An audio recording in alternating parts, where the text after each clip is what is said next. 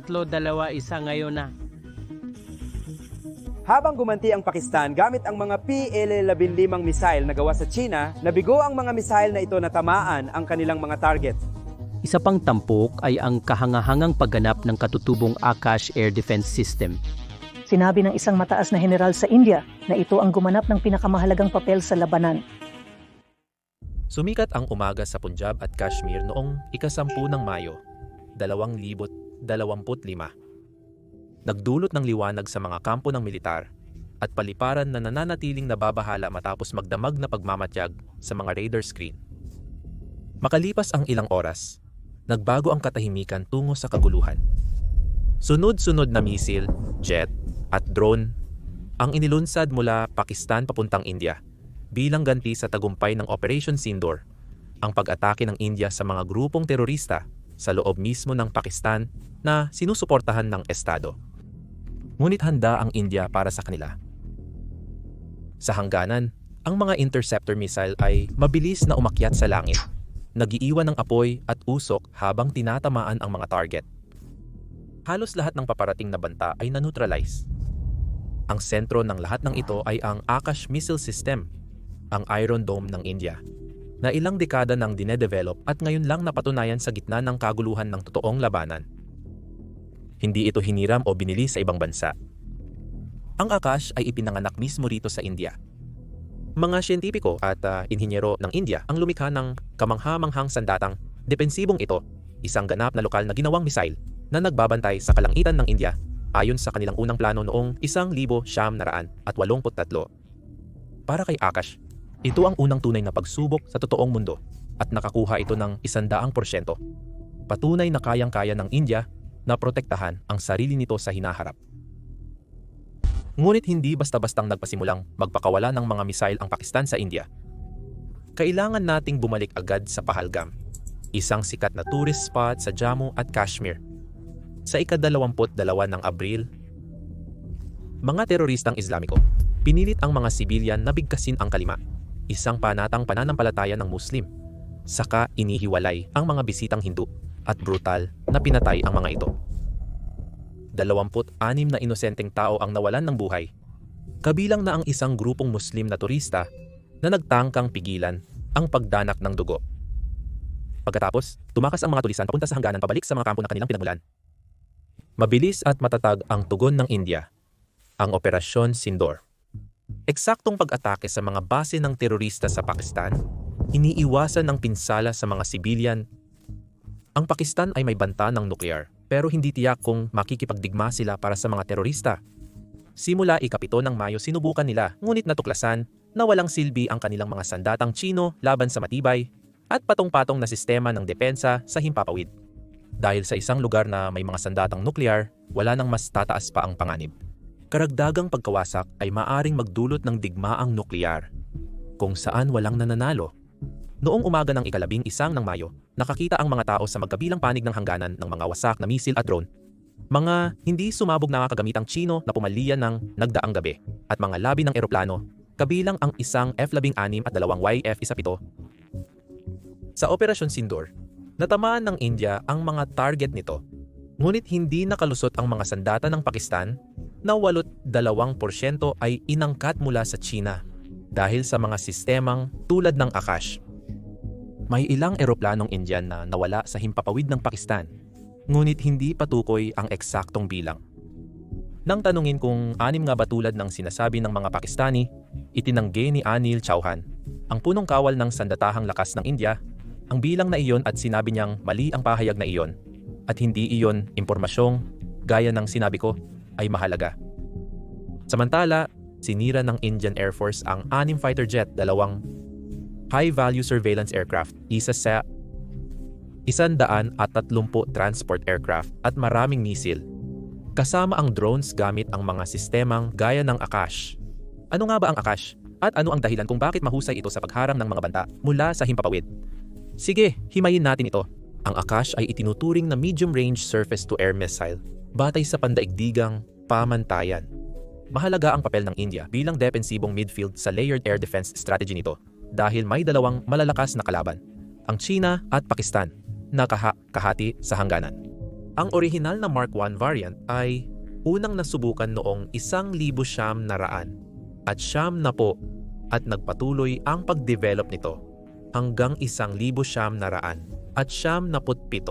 May engagement range ito na 25-30 kilometro at pinakamataas na bilis na Mach 2.5. Inangkop ito upang harangin ang kalabang fighter jet, cruise missile at malalaking drone, ang pinakapangwasak na mga papalapit na sandata. At ang kahalagahan nito ay lampas pa sa mahusay nitong pagganap. Ang Akash, isang ganap na sariling likhang sistema ng India, ay ang kauna-unahang na ipakalat sa lahat ng sangay ng serbisyo, isang mahalagang tagumpay sa pagsisikap ng India para sa Atmanirbhar Bharat. Sinimulan ang pagdevelop ng Akash missile noong 1983 kasabay ng paglulunsad ng Integrated Guided Missile Development Program. Integrated Guided Missile Development Program ng India na pinamunuan ni Dr. Avul Pakir Jainulabdin Abdul Kalam. Bilang missile man ng India, itinulak niya ang teknolohikal na pagpapaunlad sa kanyang karera at naging presidente ng India mula 2002 hanggang 2007. Si Magsaysay ay tinaguriang People's President, pero iyon ay kwento para sa ibang araw. Ang IGMDP ay nagdevelop din ng mga Prithvi, Trishul, Naag at Agni na mga missile. Natapos ang proyekto noong 2008, pero kasama ang Akash, kinakatawan nila ang halos 4 na dekada ng pananaliksik ng India sa mga missile. Hindi lamang bilang sandata, kundi bilang pagpapakita ng soberanya ng India at ng kapangyarihan ng agham na magbago sa mundo. Maliban sa Trishul, lahat ay ginagamit pa rin ngayon. Ang pangunahing tao sa paglikha ng Akash ay si Dr. Praladar Ramaro ng Defense Research and Development Organization o DAARDO. Itinalaga ni Dr. Kalam si Pralada bilang direktor ng Akash program at pinamunuan nito ito mula sa simula. Mula sa 20 siyentipiko, pinalaki ni Dr. Ramaros ang grupo hanggang sa libo-libo upang makapagtatag ng isang sariling missile system na tutugon sa mga natatanging pangangailangang estratehiko ng India. Inilarawan niya ang 4 na haligi ng matagumpay na missile bilang bilis, liksi, bangis, at talino, mga prinsipyong naging gabay sa bawat aspeto ng Akash system. Ang orihinal na Mark I Akash missile ay gumamit ng single-stage solid fuel propulsion system. Itinutulak ng motor na ito ang missile sa supersonic na bilis sa loob ng ilang segundo. Ang missile ay inilunsad mula sa isang mobile launcher at ginagabayan gamit ang command guidance na gumagamit ng tracking data mula sa ground-based radar. May bahagyang pagkakaiba ang mga Akash launcher sa pagitan ng bersyon ng Army at Air Force. Ang bersyon ng Army ay nakakabit sa isang T-72 tank chassis na ginawa ng Ordnance Factory Madok, na nagbibigay daan dito na makasabay sa mga armor na pinoprotektahan nito.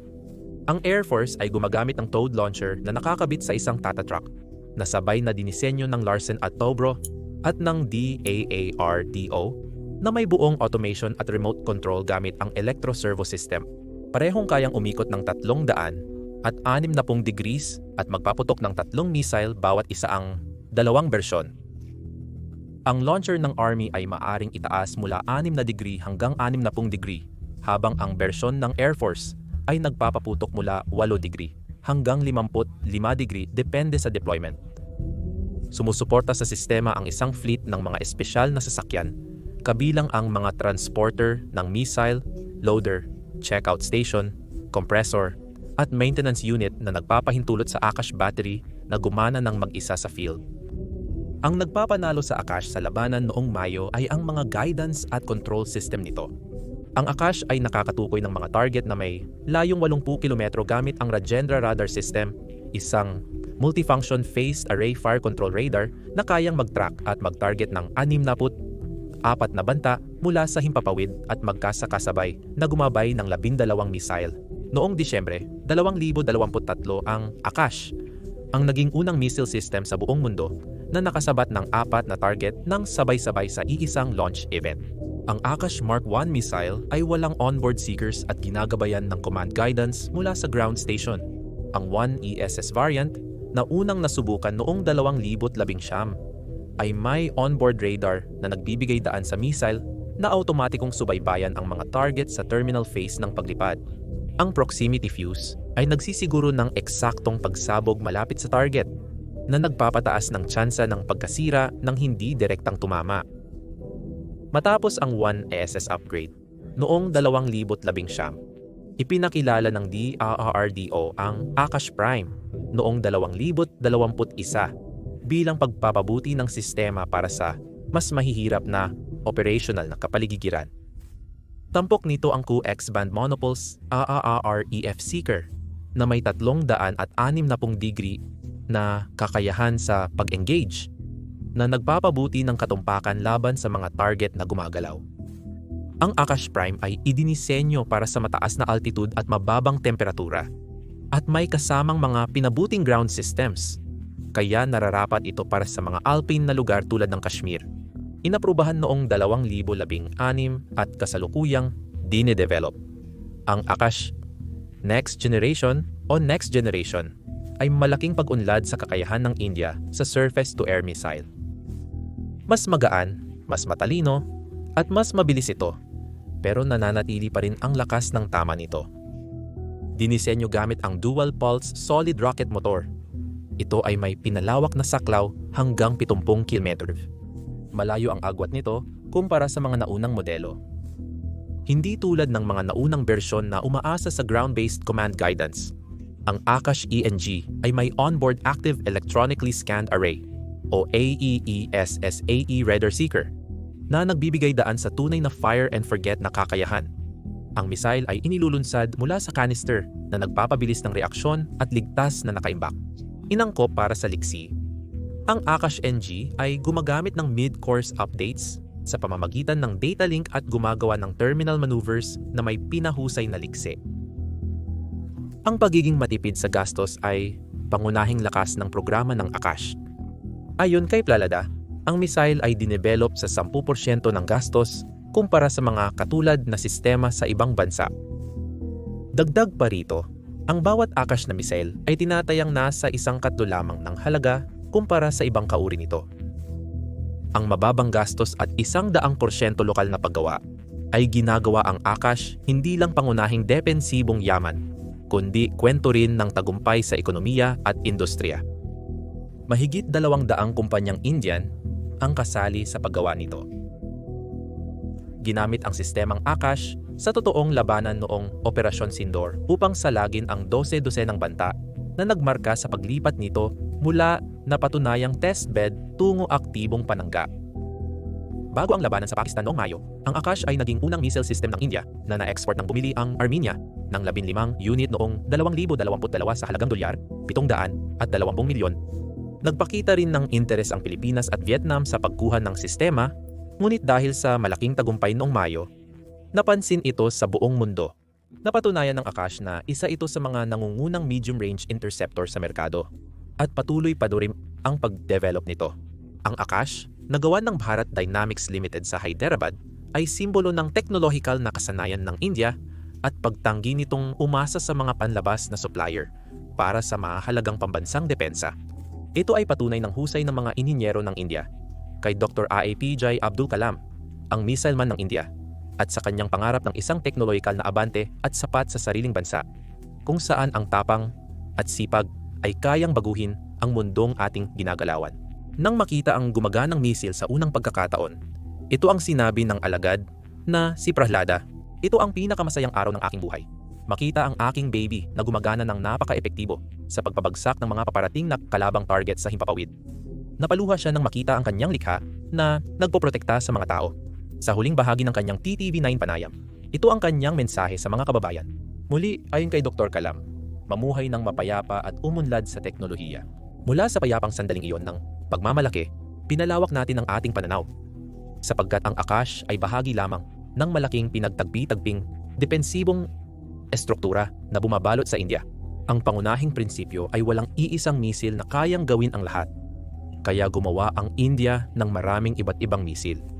Isang flexible at multi-tiered na komunidad ng depensa, dinisenyo para saluhin ang lahat mula sa mababang lipad na cruise missiles at suicide drones hanggang sa mataas na ballistic warheads.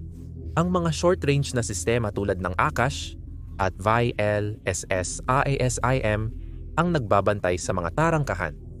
Ang Barak 8 at URS-IM na medium-range na plataporma ay sumasaklaw sa mas malalawak na saklaw. Higit sa lahat, ang mga strategic long-range ballistic missile ay kayang tumama sa kalaliman ng teritoryo ng kalaban bago pa man makita ang banta sa hangganan. Nasa tuktok ng web na iyon ang Russian S-400 Triumph.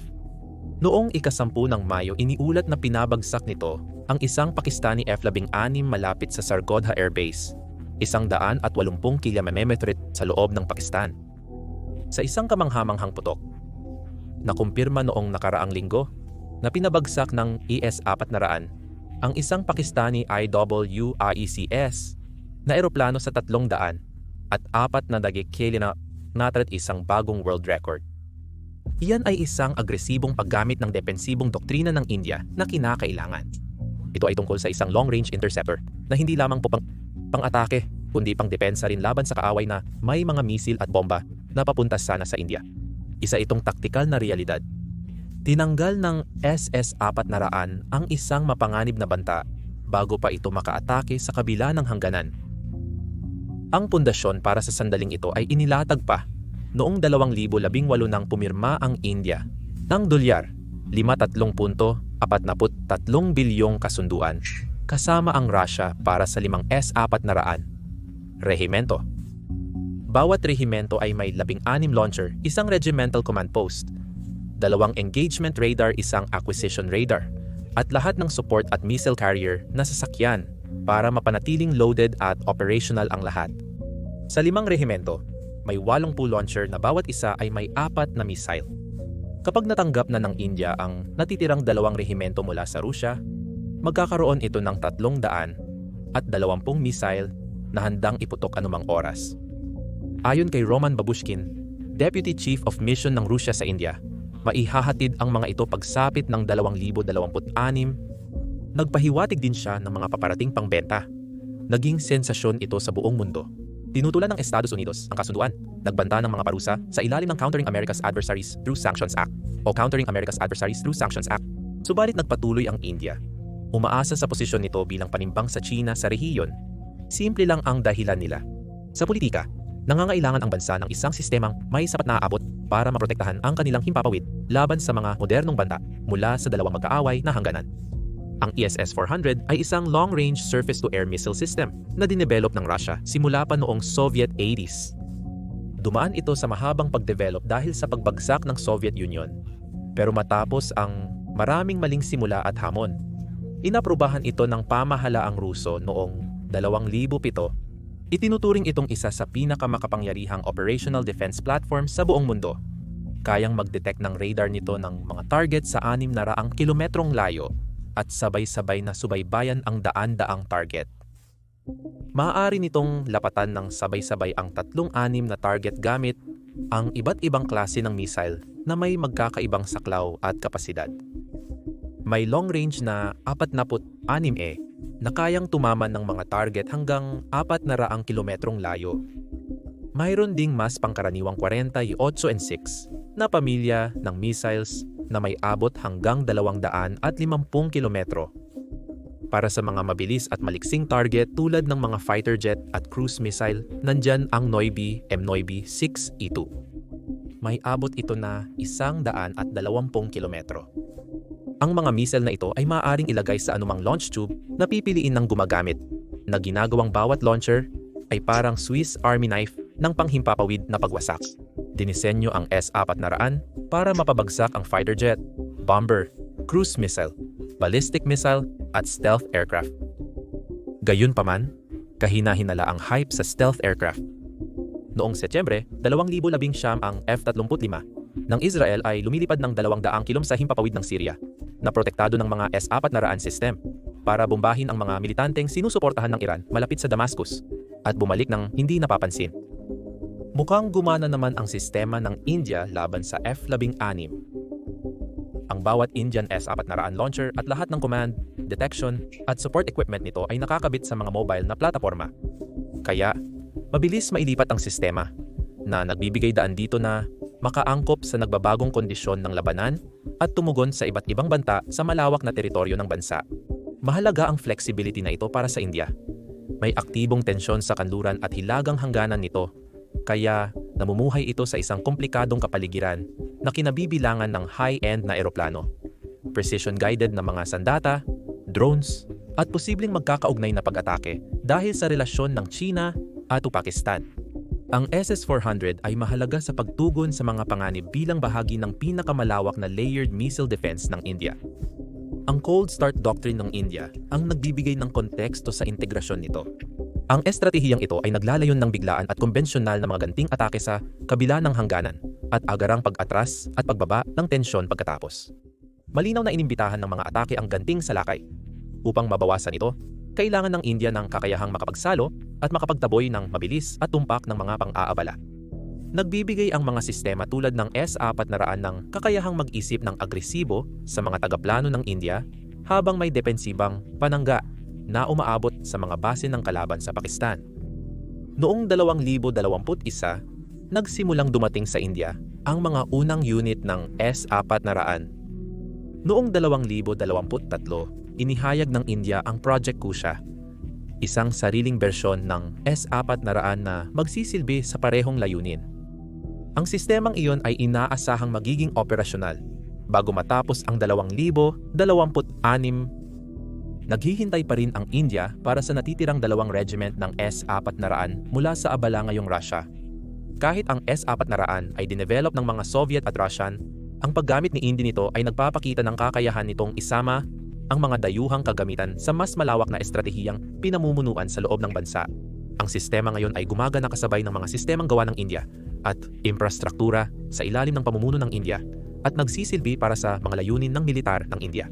Tahimik silang inilagay sa mga mahalagang lokasyon at unang ginamit sila laban sa mga banta mula sa himpapawid noong labanan ng Mayo 2025. Hindi ito mga kondisyon ng pagsubok. Ito ay mga tunay na engkwentro sa mundo na may mataas na panganib at limitadong oras para tumugon.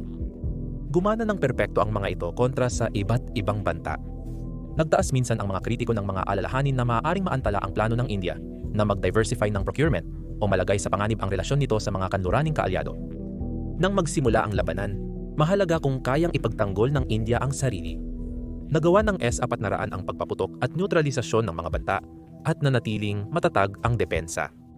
Ang Project Kusha ng India ay isang ambisyosong sariling gawa na long-range air defense initiative na layuning pantayan ang mga dayuhang sistema tulad ng Russian S-400 habang pinagtitibay ang pagsusumikap ng bansa para sa estratehikong autonomiya sa ilalim ng AATM Nirbhar Bharat na pananaw.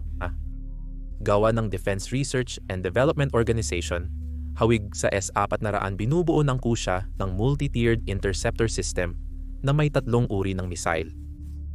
EM-1 na may saklaw na 100 at 50 km EM-2 na umaabot sa 250 km at ang pinakamataas na EM-3 na kayang tumama sa mga target sa layong 350 km sa Samariankopf. Ang mga interceptor na ito ay inaasahang magkakaroon ng active electronically scanned array radars, optical proximity fuses, at active terminal guidance upang mapabagsak ang iba't ibang banta mula sa himpapawid, gaya ng mga fighter jet, cruise missile, at maging ballistic missile. Ang prototype ay inaasahang matatapos sa loob ng 12-18 buwan na susundan ng mga live trial na tatagal ng hanggang 3-6 na buwan. Kung maihahatid sa tamang oras, papalitan ni Kusha ang mga inaangkat na strategic system at bibigyan ang mga komandante ng India ng ganap na kontrol sa isang long-range interception platform na dinisenyo at ginawa ng buo sa lupa ng India at ganap na naka-integrate sa kanilang C-4, intelligence, surveillance, and reconnaissance system. Ang mga medium-range surface-to-air missile, ang pangunahing bahagi ng air defense network ng India. Sa halip na habulin ang mga bomber o palayasin ang mga drone sa runway na 14 na kilometro ang layo, pinananatili nila ang posisyon. Ito ang mga air defense system na nagbabantay sa himpapawid sa ibabaw ng mga lungsod, airbase, mga convoy ng militar, at iba pang mahahalagang infrastruktura. Mabilis sila para tamaan ang mga cruise missile, maliksi para subaybayan ang mga fighter jet, at eksakto para sabay-sabay harapin ang maraming banta. Sa isang layered defense setup, pinupunan nila ang pagitan ng mga long-range na kagamitan tulad ng S-400 at mga malapitang sistema gaya ng Spider o Samar. Kahit na nakaistasyon sila malapit sa radar drone sa disyerto o kasama ng mekanisadong unit sa hilagang silangan, laging sapat ang lapit nila para kumilos at layo para maging mahalaga. Sa makabagong labanan, ito ang antas na ginagawa ang pinakamaraming trabaho sa pagharap sa mga banta, paglihis sa plano ng kalaban, at pagbibigay ng puwang para makakilos ang iba. Ang Barak 8 na magkasamang dinevelop ng Defense Research and Development Organization ng India at Israeli Aerospace Industries ay isa sa pinaka-advanced at maraming gamit na missile defense system ng India. Dinisenyo para pigilan ang iba't ibang banta mula sa himpapawid gamit ang eksaktong pag-atake at bilis. Sa serbisyo ng India, may iba't ibang pangalan ang sangay ng militar para dito. Ang MARSAM ay na-deploy noong 2021 kasama ng Air Force at Army, habang ang ELAR Surface-to-Air Missile ay na-deploy noong 2017 kasama ng Navy. Ang missile ay gumagamit ng dual pulse rocket motor at aktibong radar seeker para subaybayan at sirain ang mga gumagalaw na target. Umaabot ito ng hanggang 100 kilometro sa standard na bersyon at 100 at 50 kilometro sa extended range na variant. Inilulunsad ito mula sa compact na 8-cell na canister modules, kaya't angkop para sa mga barko, mobile launchers, at static na base. Ang Barak 8 ay nakadeploy na sa mga barko ng Indian Navy, tulad ng Kolkata at Visakhapatnam class na mga destroyer, Talwar, at ang bagong Nilgiri class na mga fighter, at maging sa bagong Indian Naval Ship Vikrant na aircraft carrier. Sa lupa, ito ang bumubuo ng mid-range na antas ng defensibong grid ng India, kasama ang Akash at Quick Reaction Surface-to-Air Missile. Isa itong automated na sistema, kayang sabay-sabay na umatake sa maraming target at matibay laban sa mga electronic countermeasure. Ang Barak 8 ang sistemang inaasahan ng India laban sa mabilis, mababa, at matalinong banta. Hindi na rin ito isang Israeli partnership. Ngayon, ito ay ganap ng isinasama sa command structure ng India at ginagawa na sa bansa ng Bharat Dynamics Limited gamit ang lokal na mga piyesa. Ang Barak 8 ay nagbibigay sa India ng kakayahang labanan ang sabayang pag-atake ng mga missile at swarm ng mga drone sa dagat at lupa bago pa man ito makalapit sa kanilang mga target sa totoong labanan. Gayunpaman, ang missile ay gumagamit ng Israeli source na American Global Positioning System signal para sa paggabay, tulad ng pag-asa ng S-400 sa GLOSNOS system ng Russia habang dumarami ang sariling sandata ng India, papalitan ng Navigation with Indian Constellation, ang Global Positioning System na yon, ang sagot ng India sa satellite navigation. Binuo ng Defense Research and Development Organization at base sa air-launched Astra Mark-1, ang vertical launch, short-range surface-to-air missile ay ang kauna-unahang sariling gawa ng India na vertical launch naval interceptor para ipagtanggol ang Navy laban sa mga sea skimming na banta sa malapitang distansya. Inilulunsad ng malamig gamit ang compressed nitrogen mula sa 8-cell module. Sumisindi sa ere at biglang bumibilis hanggang Mach 4. Gumagamit ng 8 cruciform fins at thrust vectoring para agad lumiko papunta sa mga paparating na target. Mayroong 50 kilometrong saklaw na ginagabayan ng Indian-built na radio frequency seeker at data-linked command control na nagbibigay ng mid-course updates at tumpak na pag-atake ng walang panlabas na radar o gabay. Ang sistemang ito ay maaaring gamitin sa mga barkong kasing liit ng corvettes, perpekto para sa mabilis na lumalaking fleet ng India sa karagatan, at magaan para sa mga hinaharap na unmanned o drone escort platforms. Nagsimula ang pagsubok noong 2021 at pagsapit ng 2025, napatunayan nitong kayang maglunsad mula sa gumagalaw na barkong pandigma, saluhin ang mabilis na target sa dulo ng radar horizon nito, at maghanda para sa kasunod na pag-atake. Sa vertical launch short-range SAM, ang hukbong dagat ng India ay mayroon na ngayong mabilis tumugon at lokal na ginawang panangga para sa mababang antas ng depensa. Ang Rafale Spider medium range ay pinahaba na version ng Israeli-made surface-to-air missile systems na ginagamit ng India para sa mas malawak at mataas na mobile air coverage na may sapat na combat depth. Pinapaputok nito ang Python 5 para sa short range at ang Derby para sa beyond visual range intercepts.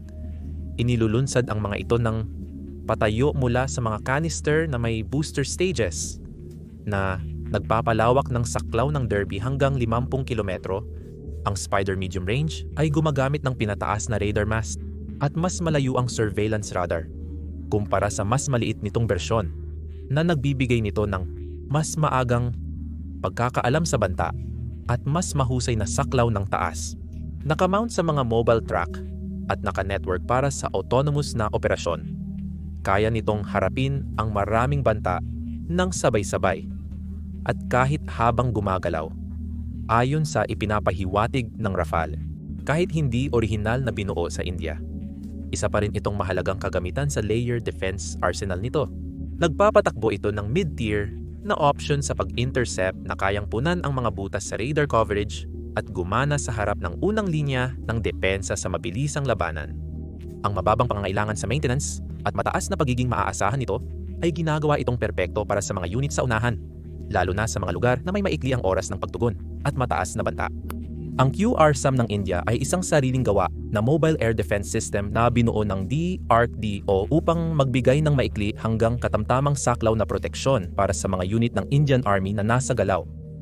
Ang QRSAM ay ginawa para sa mabilis na shoot and scoot deployment, autonomong operasyon, at mataas na mobilidad. Nagsimula ang pag-develop noong 2007 na sinundan ng isang full-scale testing program. Noong 2017, ang sistema ay binubuo ng 6 na wheeled mobile launchers na bawat isa ay may 6 na canisterized missiles, 2 sasakyang may radars, isang battery surveillance radar at isang battery multifunction radar na pareho ay active electronically scanned array o electronically scanned array systems. Ang mga radar na ito, kasama ang command at control center, ay maayos na nakalagay sa kanilang mga carrier at naka-network para sa autonomous na operasyon, kabilang ang target acquisition, threat evaluation, at automatic fire control.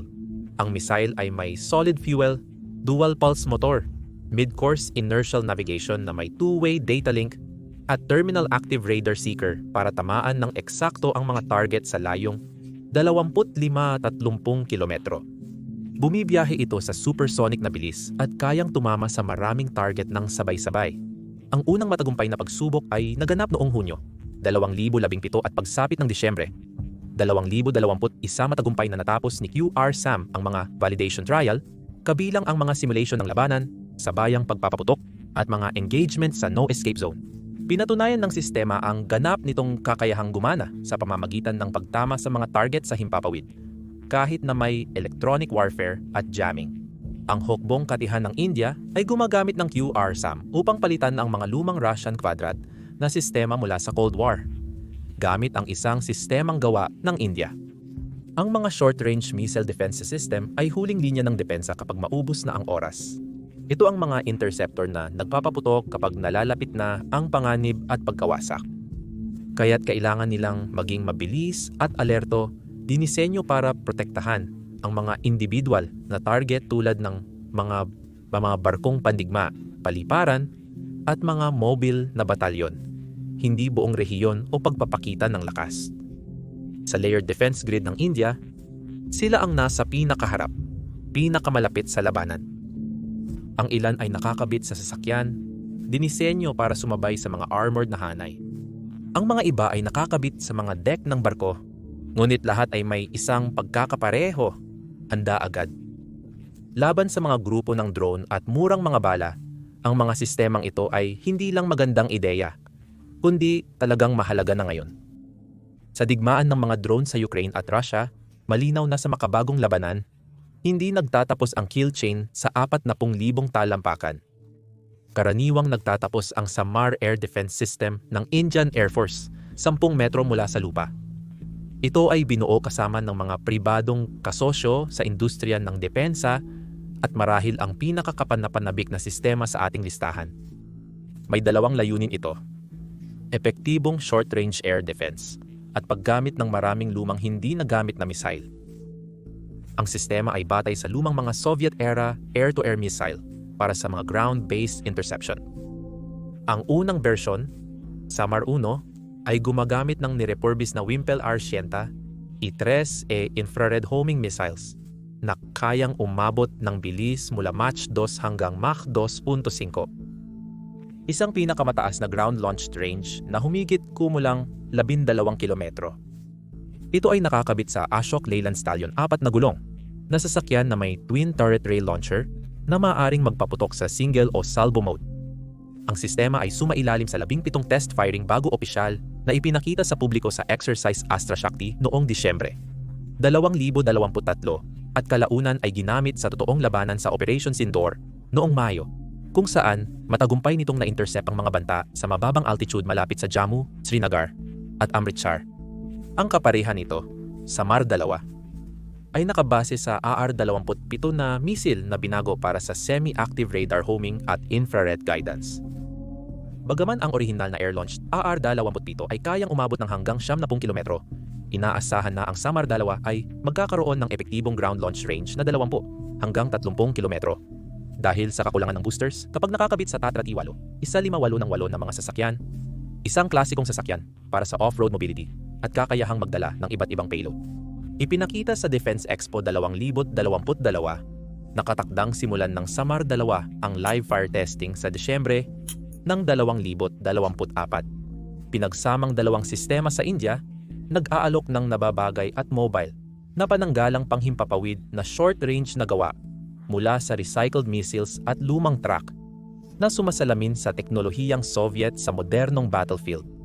At hindi lang sila ang gumagawa nito. May Frankensams din ang Ukraine, mga lumang Sidewinder missile na muling ginamit ng Amerika para sa ground launch na papel. Ang ESAR, isang short-range variant ng Spider, ay isang mabilis na tumutugon na air defense system na dinisenyo para saluhin ang mga paparating na banta sa loob ng 15 km radius. Kaya nitong labanan ang mga eroplano, mura at maliliit na UAV swarm at precision-guided munitions. Pinapatakbo ng India ang sistemang ginawa ng Israel na Rafael at III na ini-integrate nila sa layered air defense network bilang pansalo sa mga puwang at mabilis na panangga, lalo na sa mga mahihinang koridor malapit sa kanlurang hangganan. Hindi tulad ng medium-range na bersyon, ang SR na variant ay nagpapaputok na may 300 at 60 degrees na pagtutok. Nabawasan ang abot pero mas mabilis tamaan ang mga target ng misil. Nagpapaputok din ito ng binagong Phaeton Fabe at Derby na mga misil, pero walang mga booster. Parehong air-to-air na sandata ang dalawang misil na ginawang para sa ground launch at nilagyan ng kakayahang mag-lock-on pagkatapos at bago ilunsad. Ang mga misil ay nasa mga canister sa mabilis na launch vehicle at sinusuportahan ng mobile radar at command post na kayang sabay-sabay na mag-track ng maraming target. Dahil sa 300 at 60 degree coverage, mataas na accuracy at kakayahang magpaputok habang gumagalaw, pinapayagan ng SPDRSR ang mga puwersa ng India na mag-deploy ng flexible at reaction-based na depensa sa mga lugar kung saan maaaring hindi agad makaresponde ang mas mabibigat na sistema tulad ng Akash o Barak 8. Hindi ito long range, ngunit ito ay mabilis, nakamamatay at matalino, lalo na sa mga labanan o mabilis na galaw ng labanan. Ang huling misail na tatalakayin natin ay ang kilalang Barak 8. Orihinal na dinevelop ng Israeli Aerospace Industries at Rafael. Ang Barak 1 ang isa sa mga unang banyagang sistema ng misail na malawakang ginamit ng hukbong dagat ng India. Kailangan nila ng mabilis at maliksing misail para sa point defense, lalo na sa mga barko ng hukbong dagat. Mabilis, compact, at nalulunsad ng patayo, binigyan nito ang mga barkong pandigma ng India ng 300 at 60 degree interception envelope laban sa paparating na mga sasakyang panghimpapawid at mga anti-ship missile. Ang bawat missile ay may habang 2 metro lang at may timbang na hindi aabot ng 100 kilo. May 22 kilong fragmentation warhead ito na ginagabayan ng radar command control. Kaya nitong tamaan ang mga target na hanggang 12 kilometro ang layo 5, tuldok 5 kilometro ang taas at maabot ang bilis na Mach 2 tuldok 1 sa ilang segundo lang. Sa loob ng mahigit 2 dekada, nagsilbi ang Barak 1 sa barkong Indian Naval Ship Vikramaditra ng India, mga destroyer na Delhi class at mga frigate na Shivalik class bilang panloob na proteksyon para sa ilan sa pinakamahalagang yaman ng Navy. Subalit umusad ang teknolohiya kasabay ng India. Habang lumalago ang VLSR-SAM at sariling teknolohiya, unti-unting inaalis at pinararangalan ang Barak 1 sa pag-retire nito matapos ang mahabang paglilingkod sa harapan ng depensa ng fleet. Kaya iyan ang hardware. Pero sa likod ng bawat missile na inilunsad noong Mayo, may mas makapangyarihan pang nakatayo. Isang network ng mga radar station, makina, at di nakikitang signal na gumagalaw ng perpekto. Hindi naging matagumpay ang depensa ng missile ng India dahil sa mga missile, kundi dahil sa sistemang nag-uugnay sa mga ito. Ang sistemang iyon ay tinatawag na Integrated Air Command and Control System or Integrated Air Command and Control System at isa ito sa pinakamahalagang military network sa arsenal ng India. Itinayo ng Bharat Electronics Limited sa ilalim ng direksyon ng Indian Air Force. Pinag-isa ng Integrated Air Command and Control System ang bawat pangunahing radar installation, missile battery, command center, at fighter squadron sa isang encrypted na network. Binibigyang daan nito ang mga commander na i-monitor ang mga real-time na banta, itugma ang tamang interceptor sa tamang papasok na armas, at i-coordinate ang nakamamanghang multi-layered defenses sa malawak at komplikadong hangganan ng India. Ang sistema ay nakakonekta sa mga airborne early warning at control aircraft tulad ng Natra Airborne Early Warning at Sea na lumilipad sa ibabaw ng labanan upang magbigay ng radar coverage na umaabot ng daan-daang kilometro sa unahan ng frontline. Ang datos ay ipinapadala sa pamamagitan ng fiber optic lines, microwave relays, at satellite links patungo sa mga control center kung saan mabilis na nagdedesisyon ang mga opisyal. Bawat missile system na itinampok sa video na ito, Akash, Barakwalo Quick Reaction Surface to Air Missile Vertical Launch Surface to Air Missile Spider, S-400, lahat sila ay umaasa sa Integrated Air Command and Control System para sa gabay at koordinasyon. Kung makakita ang Air Force ng high-speed na banta mula sa kanluran, maari silang magpasya agad kung gagamitin ng Barak 8 battery malapit sa hangganan o ang Akash team sa loob ng bansa para rito. At kung masyadong delikado, ang S-400 ay magpapaputok mula sa loob ng bansa na may buong suporta ng radar. Lahat ng ito ay sinusuportahan ng GSAT-7I military satellite na nagbibigay ng dedikadong komunikasyon sa buong sandatahang lakas, lalo na sa Air Force at Army. Ang Navik Satellite Navigation Constellation ng India ay nagdadagdag ng isa pang antas ng backup. Tinitiyak na alam ng bawat sistema kung nasaan ito at kung nasaan ang target nito. Kahit na naka-jam ang Global Positioning System, natapos na natin ang mga pangunahing sandata ng depensa ng missile ng India. Pero dahil may mga kaaway na may armas nuklear sa magkabilang panig, kailangan ng proteksyon sa lahat ng bagay. At iyan ang susunod kong ikukwento sa inyo. Ang Ballistic Missile Defense o Ballistic Missile Defense Program ng India ay bunga ng mga dekada ng siyentipikong ambisyon, pangangailangang geopolitikal at estratehikong pananaw na karamihan ay maaaring iugnay sa impluensya at pundasyong gawain ni Dr. APJ Abdul Kalam. Bagamat ang programa ay opisyal na nabuo noong 2000, nagsimula ito noong dekada 80 sa pamamagitan ng Integrated Guided Missile Development Program na pinasimulan ni Kalam. Ang kanyang pananaw, teknolohikal na katalinuhan, malalim na pag-unawa sa layered defense, at paniniwala sa pagpigil sa pamamagitan ng kahusayan ay nananatiling pundasyon ng mga pagsisikap ng India sa ballistic missile defense. Ang Ballistic Missile Defense Program ay isang multi-layered na missile shield na dinisenyo para ma-detect, matrack at ma-intercept ang mga papalapit na ballistic missile habang nasa ere, sa loob at labas ng atmosfera. Itinayo ito para protektahan ang mga pangunahing sentro ng populasyon, pasilidad militar, at nuclear infrastructure laban sa mga missile strike ng Pakistan o China. Nahahati ang sistema sa dalawang pangunahing yugto na dinisenyo upang labanan ang iba't ibang klase ng banta ng misil batay sa bilis, taas, at saklaw nito. Ang unang yugto ay nakatuon sa pagdepensa laban sa mga missile na may saklaw na hanggang 2,000 km ang uri ng missile na malamang ilunsad ng Pakistan. Gumagamit ito ng dalawang pangunahing interceptor missile, ang Prithvi Air Defense, PAID, at ang Advanced Air Defense, AADA. Ang PAID ay isang exo-atmospheric interceptor na tumitira sa mga kalaban mula 1,000 at 500 hanggang 80 kilometro ang taas ng atmosfera.